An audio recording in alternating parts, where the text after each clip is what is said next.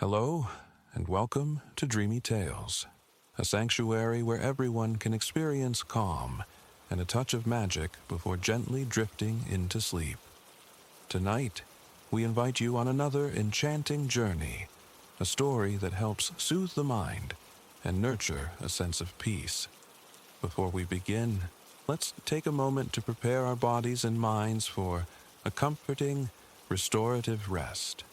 Make yourself cozy, and with each slow inhale and long exhale, let the cares of the day gradually slip away. It's not always easy to step back from the day's demands, especially as night falls. Yet, remember, the less we worry about how quickly we'll fall asleep, the simpler it is for our minds to release any remaining tension. Allow the gentle flow of your breathing to wash away lingering concerns, and let the story ahead guide you into a state of deep relaxation. Now, settle in, and let the dreamy atmosphere softly wrap around you. Enjoy this story, and may you drift into a peaceful, restful slumber here on Dreamy Tales.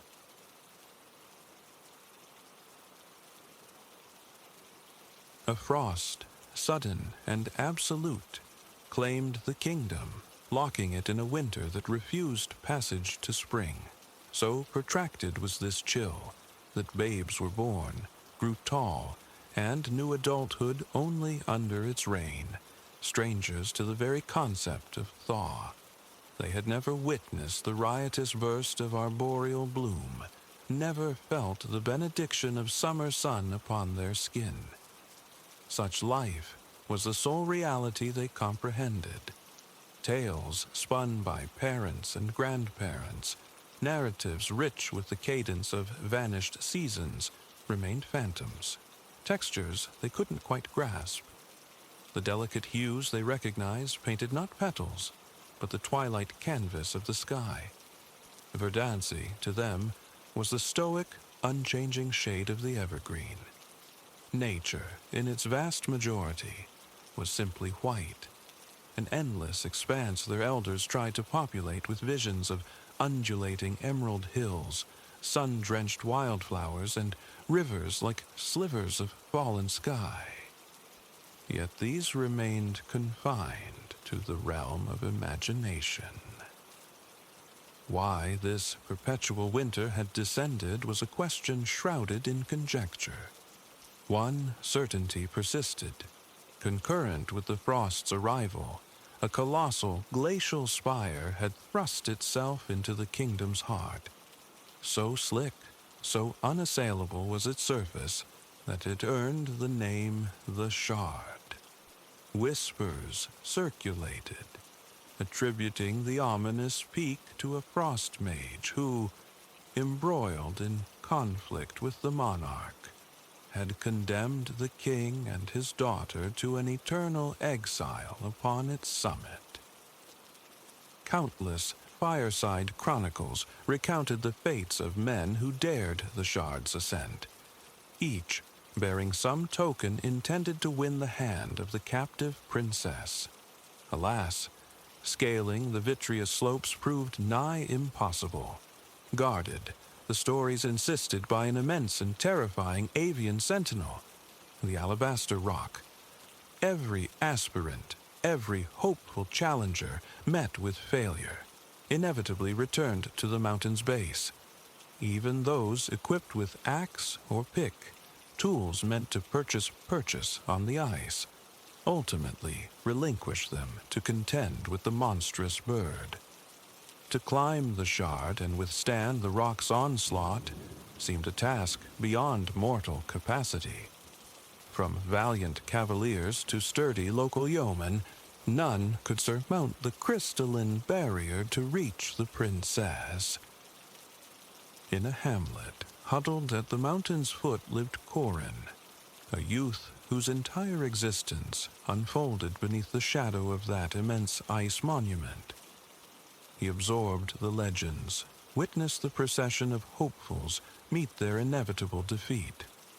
Like all his peers, winter was the only season etched into his memory. Though tales of summer sparked a curious intrigue, the longing for it remained an abstract notion. Yet, Corin possessed an affinity for challenge and a mind remarkably keen. His days were consumed by chores, essential contributions to his family's meager subsistence. But in stolen moments of leisure, he found solace gliding across the village pond, carving elegant arcs upon the ice, his gaze often drifting upward to the scintillating peak.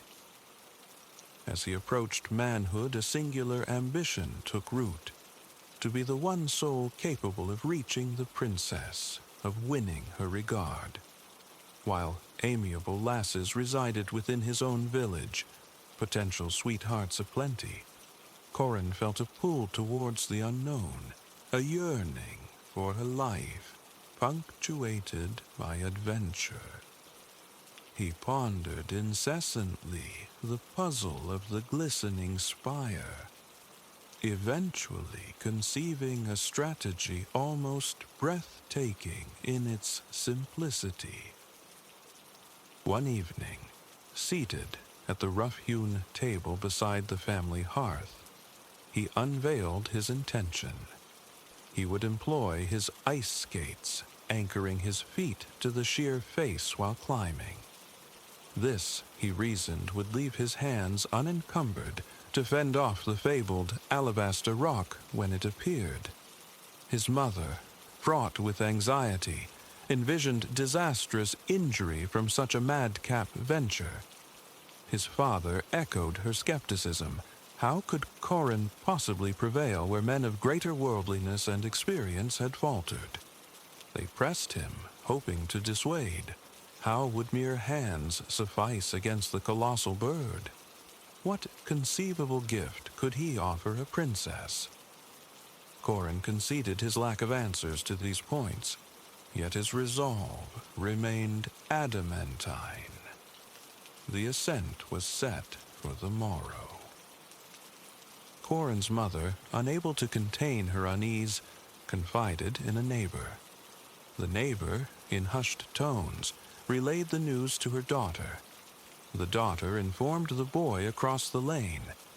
Like wildfire, word of Corin's audacious plan swept through the village. Consequently, by the time Corin stood ready to approach the mountain, the entire populace had assembled, eager spectators to the anticipated spectacle.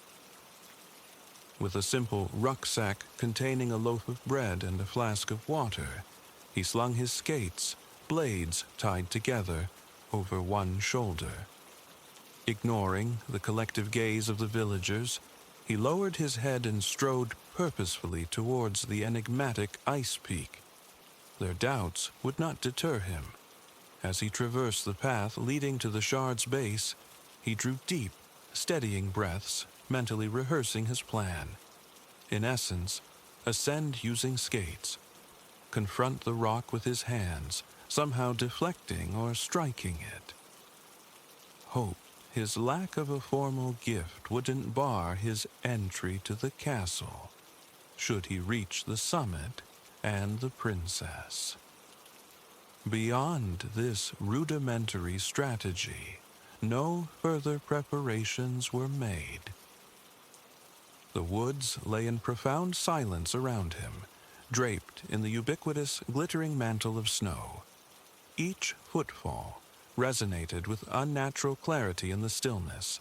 Thud, crunch, thud, crunch. His boots conversed with the void. The rhythm induced a meditative calm. And then he was there. Before him reared a sheer, precipitous wall of gleaming ice, utterly devoid of discernible handholds or footholds. Corin felt the weight of the villagers' eyes watching from the tree line. He shrugged the skates from his shoulder, dropped his rucksack. Seating himself on a broad, snow-dusted rock, he exchanged his sturdy boots for the skates, tucking the boots into his pack. Necessities, he presumed, for the summit. Then he rose and confronted his colossal adversary. Securing the rucksack firmly upon his back, he took a tentative step, driving the toe pick of one skate blade into the ice. Stepping upward, he planted the other blade slightly higher.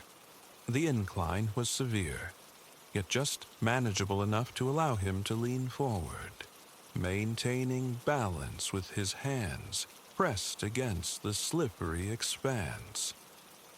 Methodically, painstakingly, one foot placed above the other, he commenced the climb. Corin forbade himself thoughts of elapsed time or dwindling energy. Pick, step, hoist. Pick, step, hoist. He surrendered to the slow cadence, eyes fixed forward, never glancing sideways, and most certainly not up or down. The murmur of the village onlookers gradually receded from his conscious awareness. As he gained altitude, he became dimly aware of emerging from the deep shadow clinging to the mountain's base. He was ascending into the region where the frigid rays of the winter sun illuminated the ice before him, and the spectacle was breathtaking. Simultaneously translucent and impenetrable, the shard seemed composed of infinite internal mirrors, refracting the external light. Unlike any terrestrial mountain, this one glittered, faceted like an immense crystal. The higher he climbed, the more blinding the reflected sunshine became, splintering within the icy slope, casting brilliant, disorienting rays into his vision. Yet, this brilliance offered no warmth. Instead, the chill intensified. An icy zephyr seemed to perpetually swirl around his head and shoulders, generating a constant, high-pitched whistle in his ears. He lost all track of time. His concentration was eventually fractured by a different sound. A distant avian cry carried on the wind. Initially faint, it steadily amplified. Tilting his face upward, he scanned the dazzling sky for its source. It had to be the infamous rock, the guardian he anticipated. At first, only blinding sunlight met his gaze. Then, abruptly, a pair of unnaturally vast wings eclipsed the sun. The sudden shade might have been a relief, were it not for the chilling certainty that the creature was hurtling directly towards him. In an instant it was upon him, a maelstrom of wintry white plumage. The massive beast buffeted him, its wings beating violently about his head. Digging his skate blades deeper into the ice for purchase, he instinctively shielded himself, ducking beneath his upraised arms. He lashed out, attempting to swat the bird away, but it held the advantage. He knew, with stark clarity, that without swift action he would lose his precarious hold and plummet down the slope. Another failed adventurer swallowed by the legend. Turning his face upward with sudden boldness, he locked eyes on the rock's feet hovering directly above. Without conscious thought, he flung both hands skyward, seizing its powerful black talons, one leg clutched firmly in each hand. The creature shrieked, a sound of pure indignation. Then it began to rise. Its mighty wings beat the air, showering Corin's face and the mountainside with a fine powder of frost. He clung on with desperate strength as the bird ascended, wrenching his skates free from their icy anchors. He was rising, up, up, airborne. As if striving to shed the irksome weight dangling from its talons, the alabaster rock poured all its energy into flight, bearing Corin high into the frigid sky, lifting him towards the shard's summit. Initially, His eyes were clamped shut against the vertigo. After several heart-stopping moments, he tentatively opened them, daring a glance downward.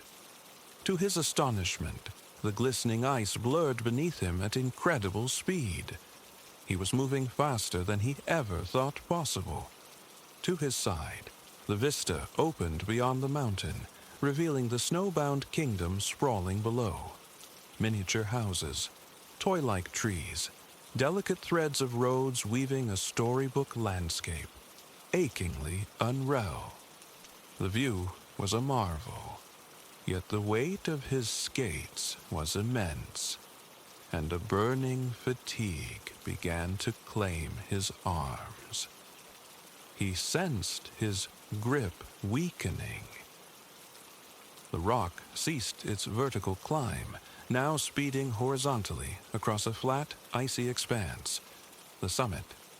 Just as Corin felt his endurance reach its absolute limit, a singular object materialized ahead. A tree, impossibly wrought of shining gold, standing solitary in the world of frost white, radiating brilliant golden light in all directions. It pulsed with an illusion of warmth, its myriad small leaves seeming to stir subtly, the sole animate thing in the desolate panorama. Corin doubted the landing would be gentle, but it represented his only hope. As the rock swooped low over the golden boughs, he released his hold.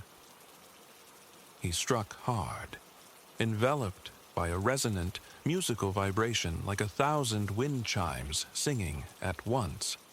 It took a moment to gather his scattered senses. When he did, he cautiously pushed himself upright. Looking around, he realized he was situated within the largest bird's nest imaginable. Above and around him stretched the golden canopy of the tree. At the nest's center lay a colossal glittering egg, incandescently gold in the sunlight, large enough to fill his entire rucksack. Closer examination revealed it was anchored to the nest floor by a thick layer of ice and frost. It appeared to have rested there for a very long time. Crawling gingerly towards the egg, Corin ran a hand over its smooth, cold surface. He pushed gently. It was frozen solid. Dislodging it risked fracture.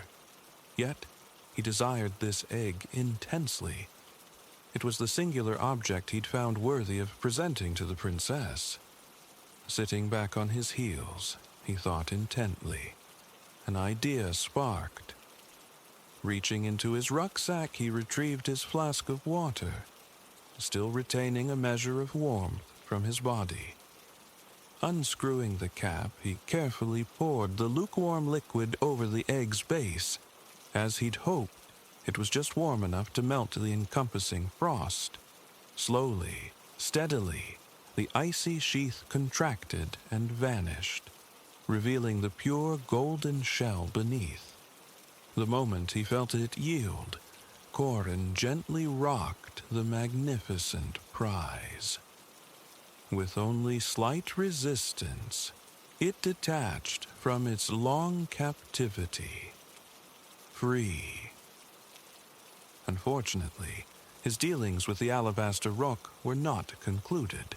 Uttering a cry of outrage, it returned, swooping down from nowhere towards the golden tree. Corin saw its clear intent to prevent the egg's removal. Casting a rapid glance around, he seized the only item readily available.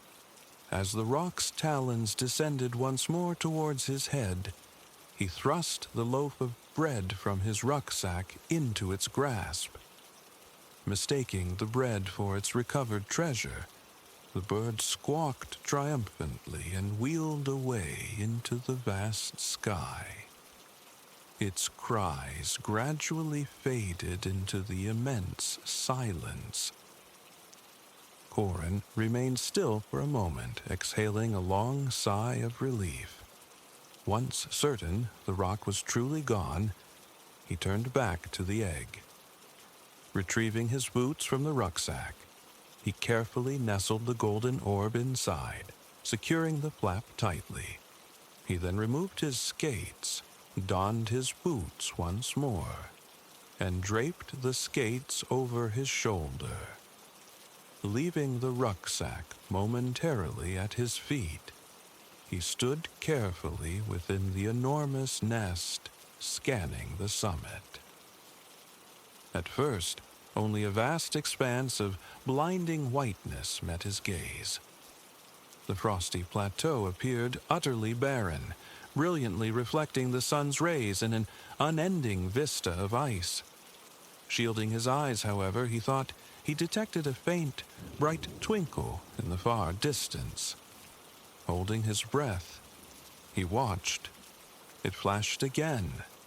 Something else occupied this desolate peak. Whether it was the fabled castle or not, it was the sole feature interrupting the icy monotony. He resolved to walk towards it. With the precious, heavy egg secured on his back, he cautiously descended through the intricate branches of the golden tree, shimmering down to the solid ice below. Hoisting the rucksack properly onto his shoulders, he began the trek towards the mysterious glimmer. Time dissolved into irrelevance as he traversed the frozen expanse. The biting cold numbed his nose and fingers. His eyes grew weary from the relentless glare. The sun, however, visibly tracked across the sky, now hanging lower towards the horizon than during his morning ascent.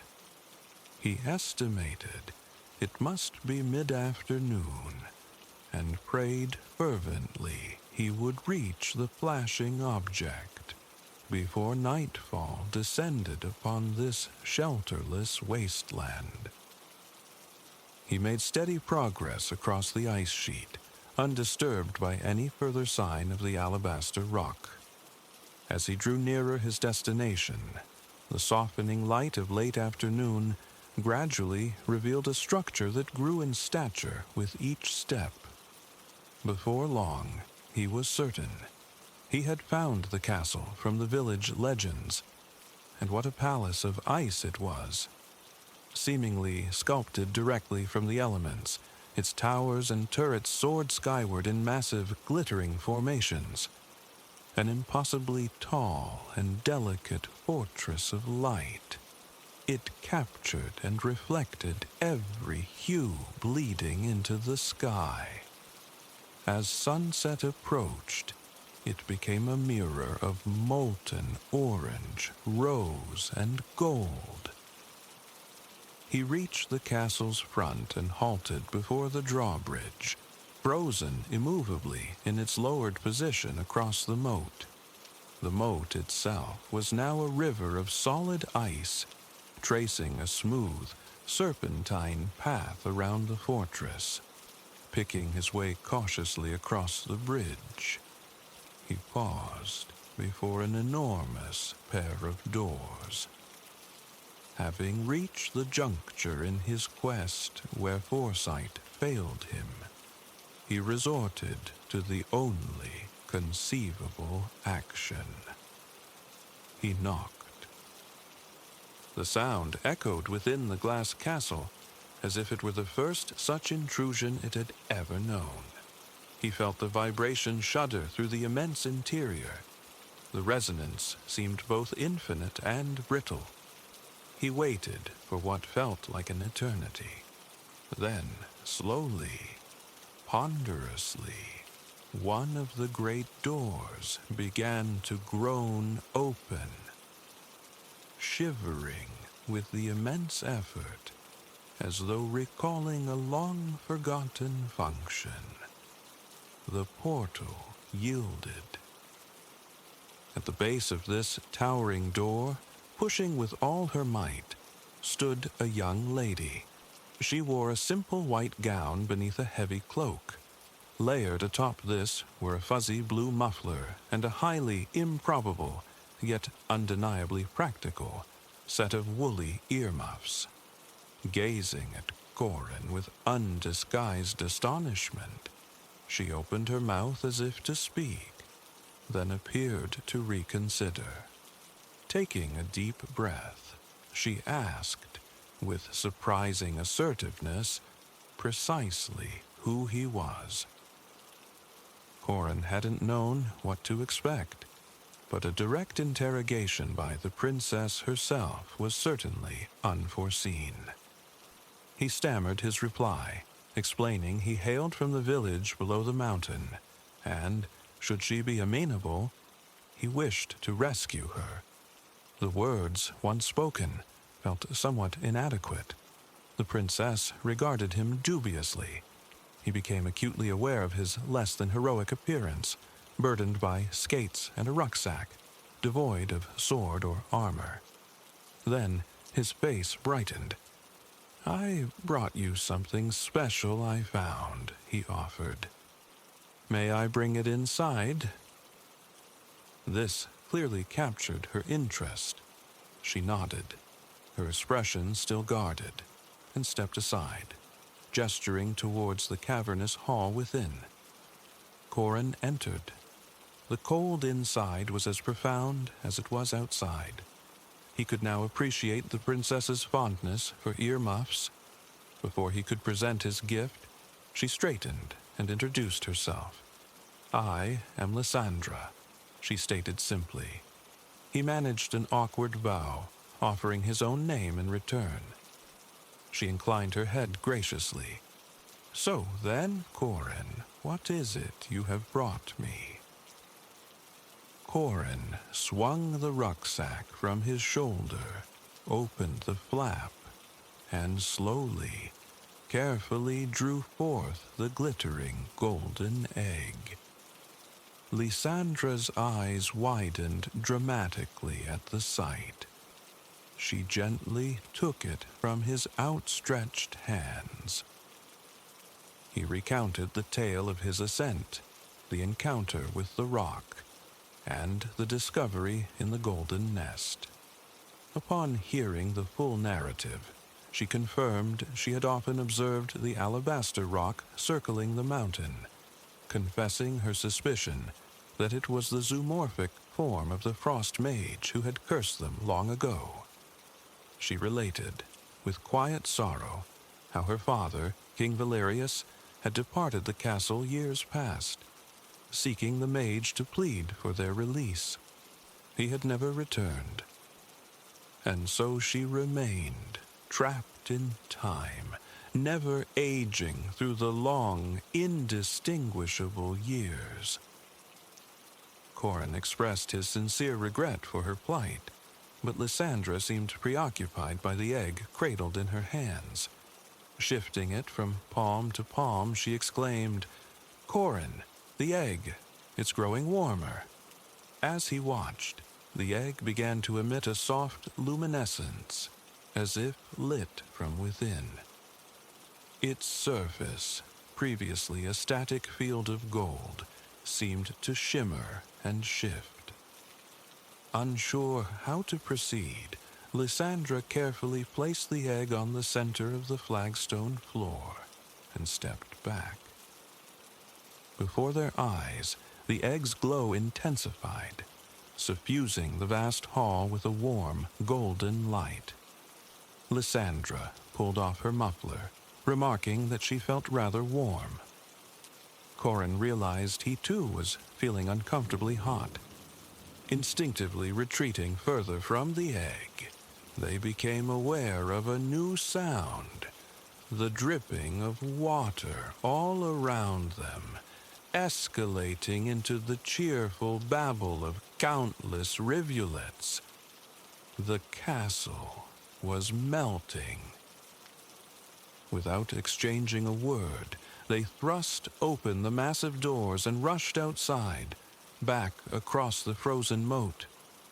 Turning to behold the castle, they witnessed an incredible metamorphosis.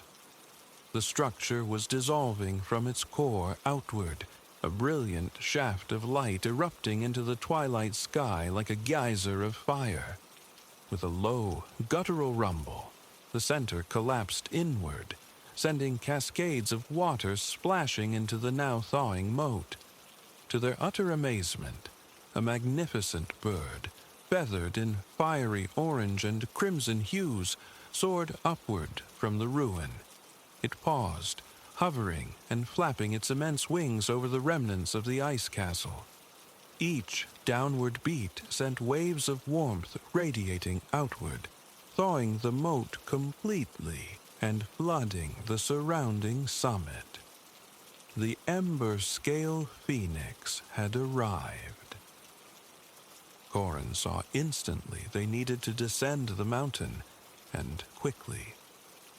As the great phoenix swooped and cried out above their heads, he decided to gamble once more. Dropping his heavy skates unceremoniously onto the melting ice, he instructed Lysandra to hold on to him tightly. She obeyed without hesitation, linking her arms securely around his neck.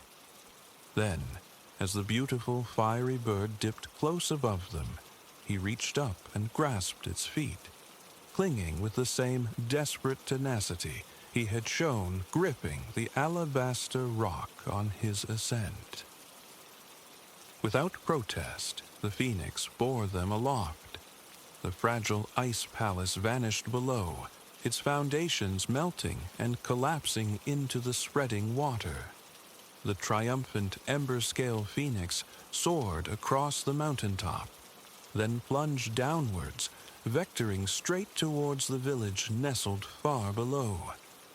The once slippery mountainside streamed past, now alive with rivulets of meltwater cascading downhill.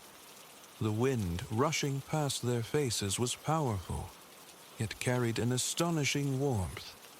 They squeezed their eyes shut, concentrating solely on maintaining their grip. Then, abruptly, their feet brushed the ground. They released the bird, tumbling in a heap onto the damp earth in the clearing at the shard's base. The phoenix surged skyward, a fantastic, glowing orb against the deepening night sky, and vanished into the distance with a final, echoing cry. A shower of incandescent sparks dispersed in its wake, drifting gently towards the ground like a miniature meteor shower. Corin and Lysandra lay sprawled on the wet snow, gazing upward, gasping for breath. After several moments suspended in disbelief, they turned their faces towards each other and erupted into laughter. They had succeeded. Lysandra was free, and Corin was home. The villagers, having long since abandoned their vigil, had retreated to the warmth of their hearths and evening meals. No one witnessed Corin's quiet return, trudging homeward through the moonlight, with an unfamiliar young woman leaning on his arm. It was therefore a considerable shock to his parents when their son materialized miraculously upon their doorstep. His mother, utterly overcome, dropped the ladle, splattering stew across the floorboards. By the time the kingdom awoke the following morning, the world stood transformed. A warm, persistent rain showered the land, washing away the remnants of the long winter. Snow and ice vanished with astonishing speed. The rain ceased after a full day, yielding to the emergence of the sun. When the first true rays of spring warmth touched the land after so many frozen years, the village erupted in celebration. As weeks turned into months, children learned the forgotten language of the seasons. They finally understood the deep green of grass, the myriad vibrant hues of spring, summer, and autumn. Small, cheerful birds filled the air with joyous melodies, from every newly budded treetop. Prosperity flowed back into the village, and when Corin asked Lysandra, the erstwhile winter princess, for her hand in marriage, he was able, at long last, to present her with a magnificent bouquet, bursting with flowers in every color of the rainbow. To behold a rose unfurling its petals is to be anchored in the vibrant immediacy of now, a sensory immersion in the present. Yet this very blossom can feel like an emblem of impermanence. Its brief reign, a mere fortnight of splendor, deepens our reverence for its transient perfection. The rose, it seems, belongs utterly to the moment. Rarely do our thoughts drift to the deep history etched within its delicate form. Astonishingly, however, the lineage of the rose stretches back into antiquity. While not the planet's most ancient flora, these flowers boast a tenure spanning aeons, a minimum of 35 million years. Corroboration lies fossilized within the earth of Colorado, a stone imprint whispering of an age at least that distant. Let this time scale settle. When that particular rose graced the ancient world, the great lizards had already slumbered in extinction for some 30 million years. Consider Homo sapiens, emerging a scant 300,000 years past. Astonishingly, that primordial Colorado bloom stands nearer in time to the age of Titans than to our own fleeting existence. For millennia upon millennia, wild roses painted landscapes across the globe, untamed until human hands intervened. The earliest confirmed cultivation points to China, circa 500 BCE. It's plausible that similar horticultural endeavors were unfolding concurrently around the Mediterranean basin and in Persia. Alongside nurturing the wild varieties, gardeners began their patient experiments, coaxing forth a bloom that would earn the name China rose. This progenitor, distinguished by its capacity for continuous flowering throughout the growing season, stands as the ancestor to countless modern cultivars. Chinese emperors developed a profound fascination with rose cultivation. The sage Master Kalen, living in the 6th century BCE, documented the existence of 600 volumes dedicated solely to rose husbandry within the imperial library. This regal preoccupation persisted across dynasties. Centuries later, during the Han era, rose cultivation reached an industrial scale, vast fields replacing essential farmland, as emperors saturated palace grounds and the surrounding countryside with wave upon wave of blossoms. Simultaneously, in disparate corners of the world, the rose found itself woven into the cultural fabric through different means. Ancient Greece and Rome, it appears, lacked the widespread, systematic cultivation seen in the East. Nevertheless, the rose held potent symbolic weight and commanded high esteem. Perhaps it was within Hellenic culture that the flower first became inextricably linked with love's fire and passion's heat. Lyra, the Greek embodiment of love, and her Roman parallel, Aurelia, were both profoundly associated with the rose.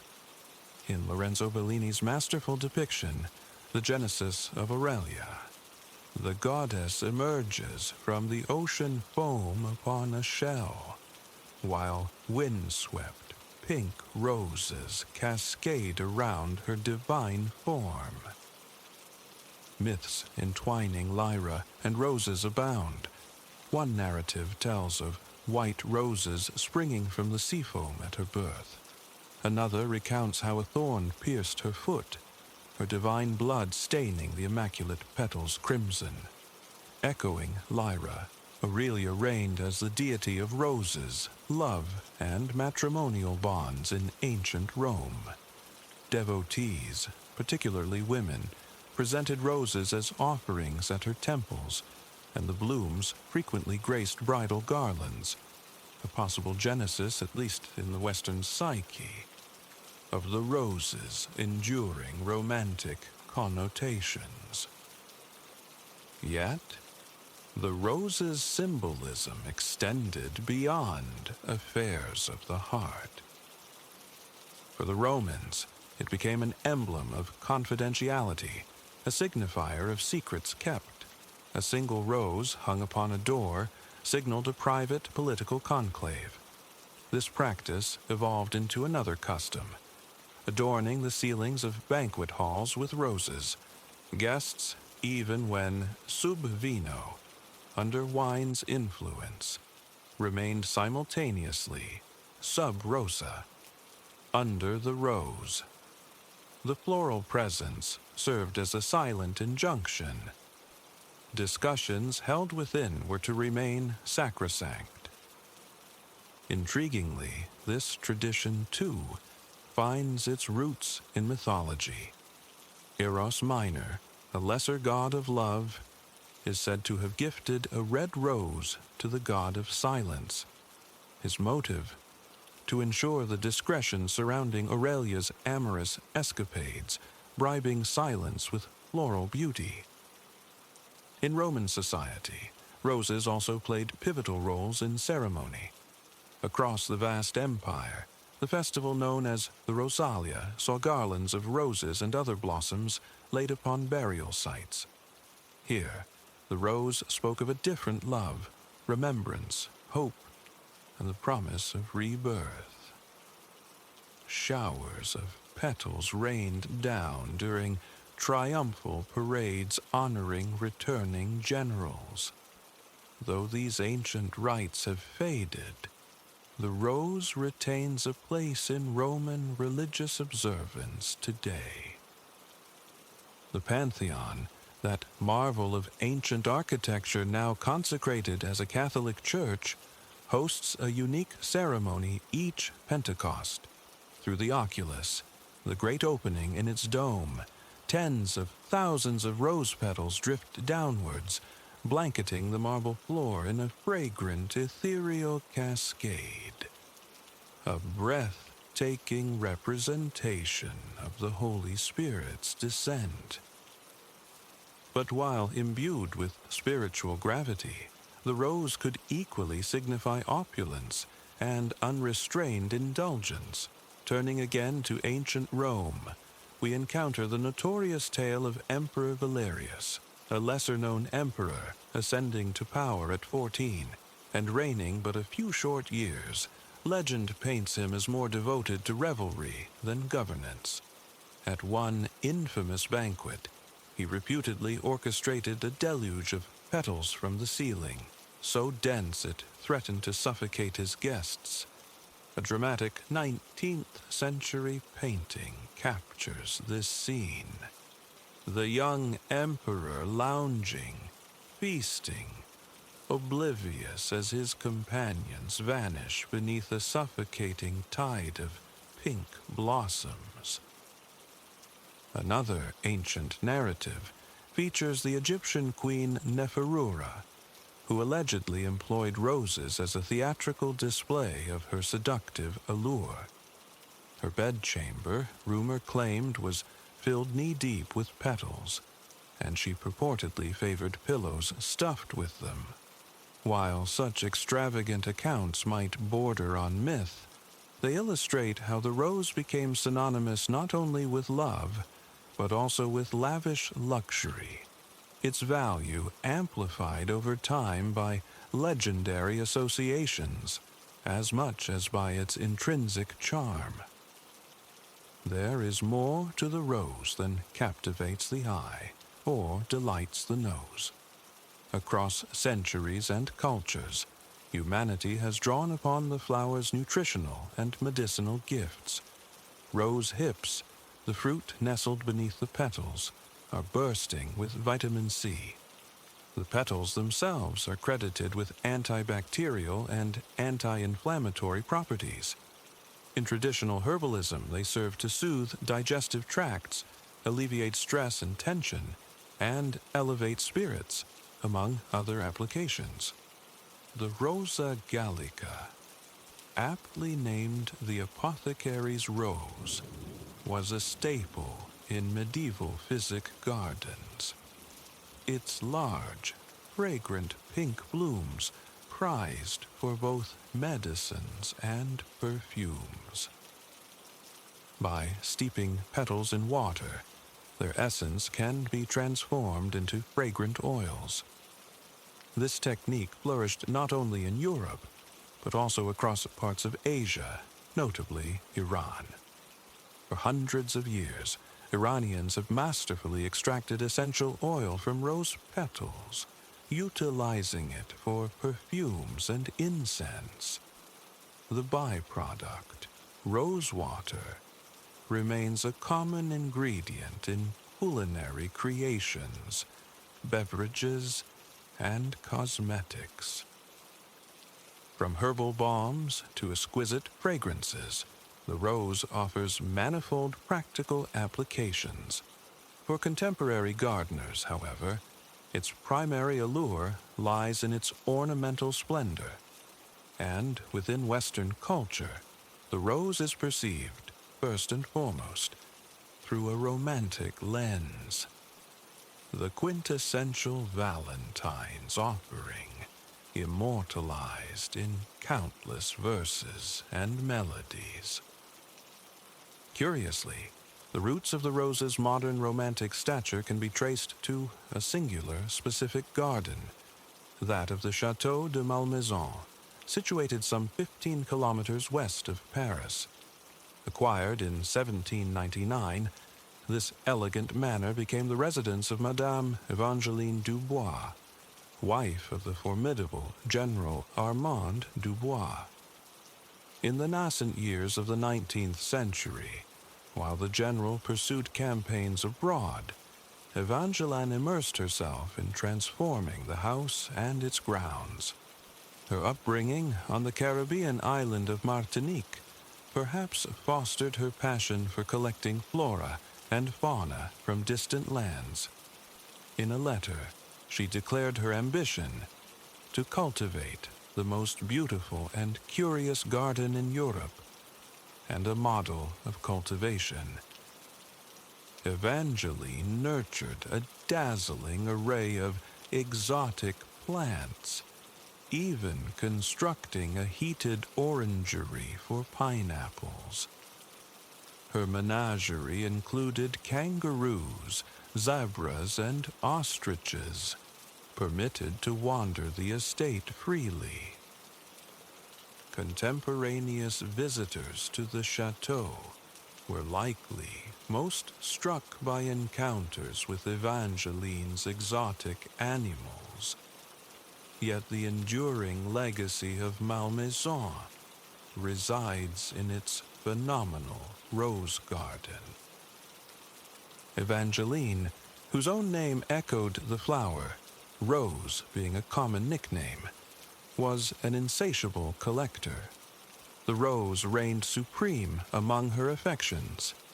Aided by a skilled team of gardeners and botanists, she populated the Malmaison grounds with approximately 250 distinct rose varieties, aspiring to possess every known type.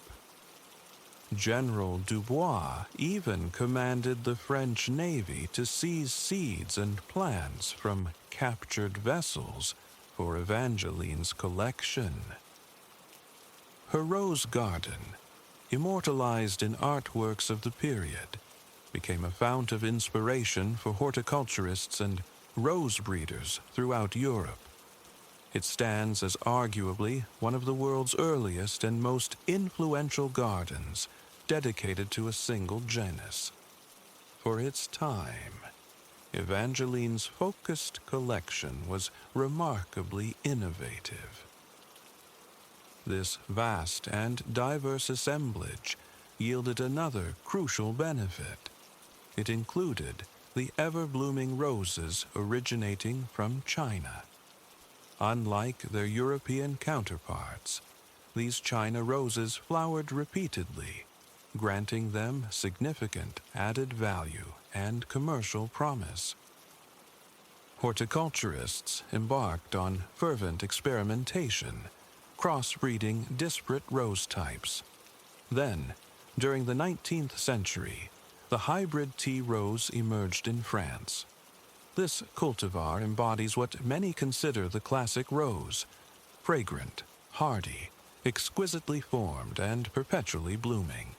Crucially, the hybrid tea rose grows upon a long, elegant stem, ideal for cutting and presenting as a single, symbolic flower. These long-stemmed icons of romance, inextricably linked with Valentine's Day, can trace their lineage, albeit indirectly, back to Evangeline's garden. The Empress inadvertently played a pivotal role in shaping the modern rose industry. In essence, the rose's romantic symbolism solidified over the past 2 millennia in the West. Its association with love likely originated with the Greek goddess Lyra and her Roman successor, Auralia. Centuries later, drawing inspiration from Madame Evangeline Dubois' horticultural passion, breeders crafted the hybrid tea rose, merging the finest traits of European and Chinese varieties. This bloom swiftly became a coveted romantic token with immense commercial appeal, its popularity further buoyed by the Victorian penchant for assigning specific meanings to gifted flowers. But the narrative does not conclude there. Gardeners persist in cultivating and inventing novel rose varieties, experimenting with diverse lineages, much like the horticulturists inspired by Evangeline's collection generations ago. To birth a new rose, a breeder selects 2 parent plants possessing desired characteristics, perhaps seeking a specific hue of coral combined with a potent, sweet perfume. Once chosen, pollen is carefully transferred between the parent blooms, mimicking nature's bee-assisted dance. This cross-pollination initiates the development of a rose hip, the fleshy fruit encasing the precious seeds. After the hip ripens, the seeds are meticulously extracted, stored, and eventually sown within the controlled environment of a greenhouse. When promising seedlings emerge, the gardener transplants them outdoors, observing their growth and resilience in the garden proper. This iterative process, focusing relentlessly on seedlings exhibiting the target traits, is repeated countless times. Professional breeders might undertake as many as 100,000 crosses, a painstaking endeavor that can span years to yield just a few new, stable hybrids. They manifest in every conceivable shade, from deepest crimson to ethereal pastels, bearing names as lovely as their petals: moonlit pearl, lavender nocturne, velvet embrace, and countless others. And all the while, an ancient rosebush endures, growing and blooming, year after relentless year. Unlike the meticulously engineered creations of modern breeders, this specimen is a testament to untamed nature. Known as the 1,000-year rose, it clambers up the ancient wall of Hildesheim Cathedral in Germany. This is no manicured hybrid tea or neatly pruned bush, like those in Evangeline's garden. It is a wild, sprawling entity, a tenacious climber scaling the cathedral's weathered brick. Reaching 10 meters skyward, this venerable dog rose appears for much of the year as a dense tangle of woody vines, almost tree-like. But annually, in late May, it erupts in a profusion of exquisite pale pink blossoms, releasing a delicate fragrance upon the air. Its moniker, the Thousand-Year Rose, stems from the belief that its origins coincide with the cathedral's founding in the 9th century. Legend narrates how an emperor, amidst summer's heat, discovered a snow-covered mound crowned by this very rosebush. He decreed a cathedral be built precisely on that spot, encircling the miraculous plant. Through centuries of human history, the rosebush persisted, even surviving the devastating bombing of the cathedral during the Second World War. The allure of most flowers is tragically brief, a fleeting spectacle. Yet, the thousand-year rose seems to possess a quality of the eternal. Each year, its blooms arrive and depart, only to faithfully return. It stands as a profound symbol of hope, of resilience, of rebirth. And herein, perhaps, lies the ultimate beauty of the rose, not solely in the vibrancy of its petals or its celestial scent, but in the deep wellspring of meaning it holds for us all.